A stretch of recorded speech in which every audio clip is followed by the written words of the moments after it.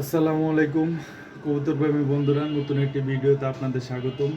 প্রথমে বলে নিচ্ছি, আমি কিন্তু অত অভিজ্ঞ কোনো কবুতর বিশেষজ্ঞ না। আমি সামান্য জ্ঞান থেকে আপনাদের মাঝে সামান্য কিছু শেয়ার করি। এতে যদি কেউ উপকৃত হন, অবশ্যই এটা আমার সার্থকতা। তো আজকে আপনারা জানেন যে ইতিমধ্যে আমার কবুতরগুলো দ্বিতীয় ডিমে তা দিচ্ছে। এখন এই সামান্য একটি পদ্ধতি ব্যবহার করে আপনারা কিছুটা সময় বাঁচাতে পারবেন। এখন আমরা দেখব, চেক করব কবুতরের ডিমগুলো জমছে কিনা। যদি না জমে, কবুতর যে 18 দিন শুধু শুধু ডিম নিয়ে বসে থাকে, সেটা থেকে যদি না জমে আমরা ডিমগুলো ফেলে দেবো। জমলে আমরা ডিমে তাপ দিতে দেবো। এর মাধ্যমে আপনারা কিছুটা সময় বাঁচাতে পারবেন। তো চলুন দেখি আমার কবুতরের ডিমগুলো জমছে কিনা। তো প্রথমে আমি একটি ডিম নিয়ে নেব। ডিম নিয়ে আপনারা এই যে এরকম মোবাইলের আলো জ্বালিয়ে মোবাইলের আলোতে দেখবেন ডিমটা জমছে কিনা।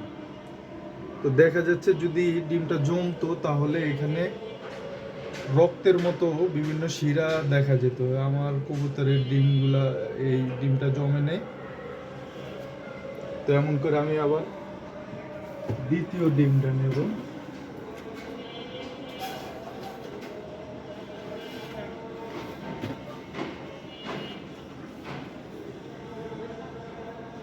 তো বন্ধুরা দেখেন, এই ডিমটাও সম্ভবত জমে নেই। এখন আমি এই ডিমগুলো ফেলে দেবো এবং হাঁড়িটা বের করে দেব।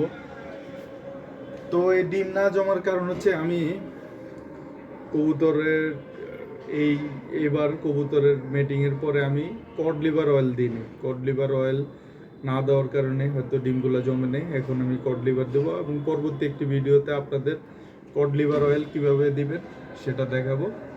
তো সবাই ভালো থাকবেন এবং সাপোর্ট করার জন্য সবাই সাবস্ক্রাইব করে পাশে থাকবেন। আসসালামু আলাইকুম।